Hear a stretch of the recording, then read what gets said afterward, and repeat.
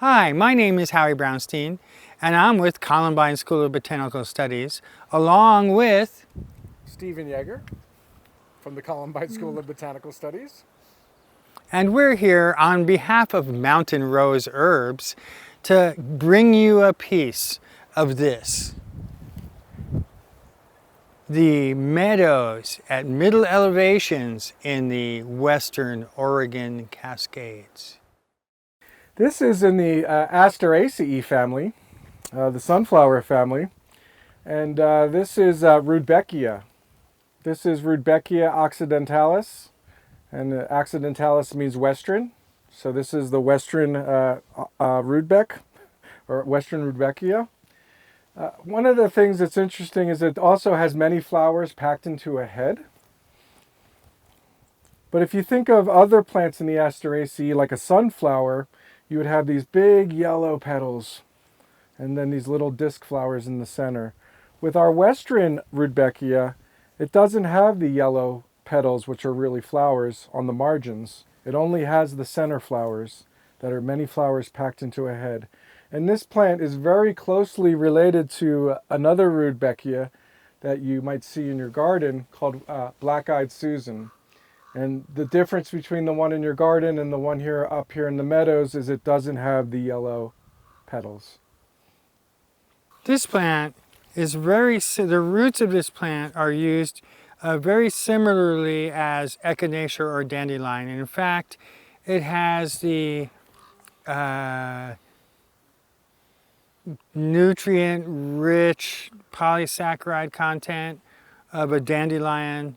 Even the milkiness that a dandelion might have, a dandelion root, and then it has a mild tingle very similar to echinacea. So I use this plant as an alterative, similar to echinacea and dandelion.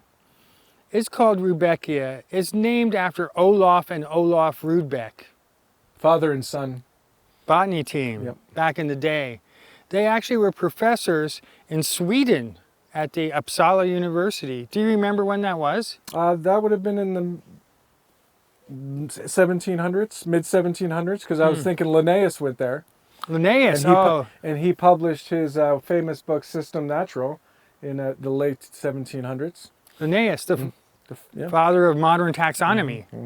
The person who developed a binomial name system that all plants have two names.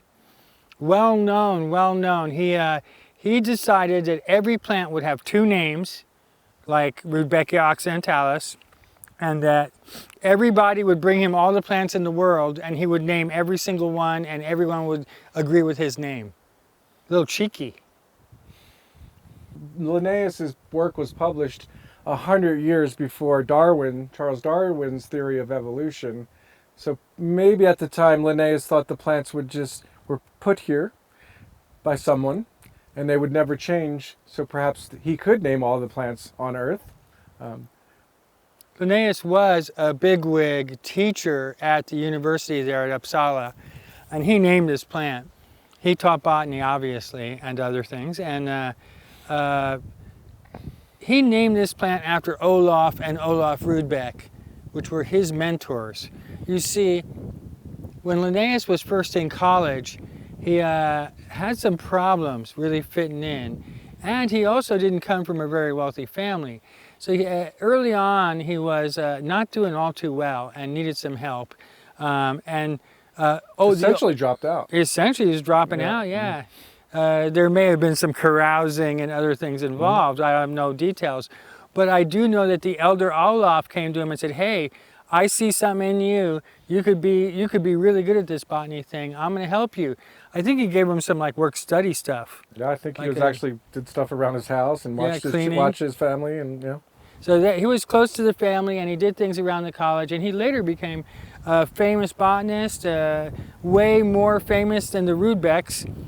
And he named this plant, this genus, Rudbeckia, after Olaf and Olaf, his mentors.